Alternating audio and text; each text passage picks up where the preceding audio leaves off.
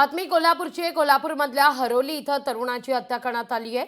आरोपीला अटक करण्यात आली आहे। 4 दिवसांची पोलीस कोठडी सुद्धा आहे। आरोपीच्या घराची जमावाकडून तोडफोड करण्यात आली आहे। घराच्या परिसरात पोलिसांचा तगडा बंदोबस्त आहे।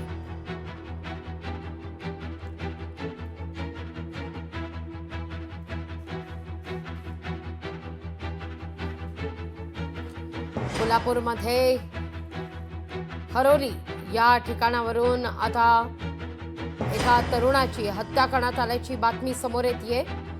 आरोपीला अटक करण्यात आली आहे, तर 4 दिवसांची पोलीस कोठडी सुद्धा सुनावण्यात आलेली आहे।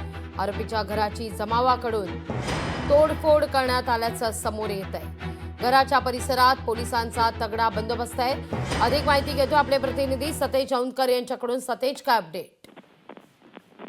नक्कीच आपण पाहिलं तर शिरोळ तालुक्यातील जे हरोली नावाचं गाव आहे, या गावामध्ये काल एक खून झालेला होता आणि कोल्हापूर पोलिसांचे जे क्राईम ब्रांचचं पथक आहे, या पथकानं संबंधित आरोपीला तात्काळ जे आहे ते अटक केलेली होती।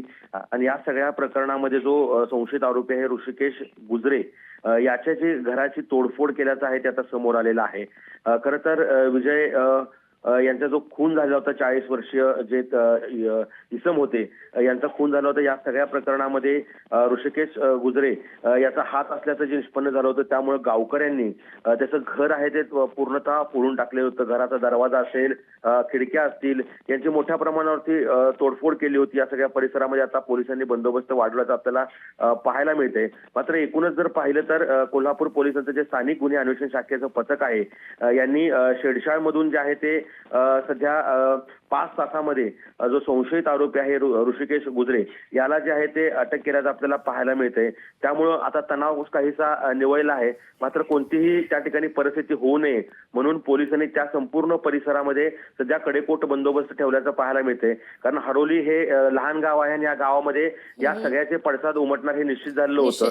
कारण या सगळ्या खून प्रकरणामध्ये घराचे जे नुकसान झालेलं आहे, त्या प्रकरणी देखील नेमका हा जमाव कोण होता, कुठला होता आणि नेमकं तोडफोड करण्याचं कारण काय, याचा आता शोध घेण्याचं जे आहे ते पोलीस आता तपास सतेज, मुद्दा लक्षात येतोय। धन्यवाद तुम्ही दिलेल्या या माहिती करता। लोकशाही मराठी ऐका, पहा, जागरूक रहा।